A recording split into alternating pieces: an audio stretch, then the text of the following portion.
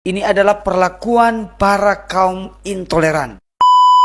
Salam teman-teman, apakah kalian sudah melihat berita yang ada di belakang ini? Nah, ini terusir dari gedung milik sendiri. Umat Katolik Santa Odilia kini beribadah di gedung laga pencaksilat Arca Manik. Wow, ngeri ya. Di caption video di belakang ini ditulis Gereja Paroki Pencaksilat. Cuma pengecut yang maju nyalon jadi pejabat daerah lalu merampas hak sekelompok orang demi derasnya dukungan pada jabatan. Apakah zaman penjajahan umat lebih merdeka beribadah?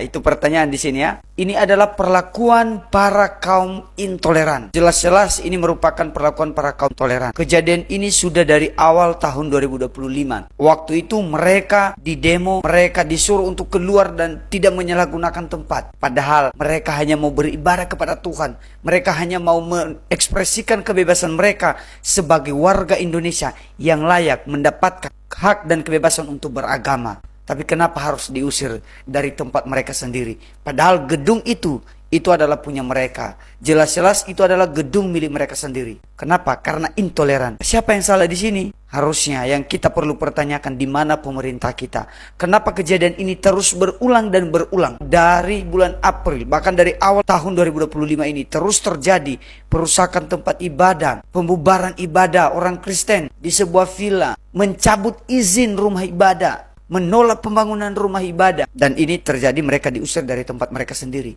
Alasannya izin. Bilang aja kalian itu intoleran. Maka mari kita terus menyuarakan suara kita sebagai orang Kristen. Saya pribadi lewat media sosial yang saya punya, saya menyuarakan hal ini. Supaya jangan terus didiami. Karena kalau didiami, mereka akan terus merajalela. Walaupun mungkin mereka oknum, mereka hanya beberapa di beberapa tempat. Tapi kalau merajalela, ini menjadi suatu hal yang dapat dibenarkan dan diwajarkan. Maka sebelum itu menjadi hal yang diwajarkan, kita terus bersuara. Supaya kita juga sebagai orang Kristen, ya kita warga negara Indonesia dan berhak mendapatkan kebebasan untuk beragama, ya kita juga layak untuk bersuara dan menuntut hak kita sendiri.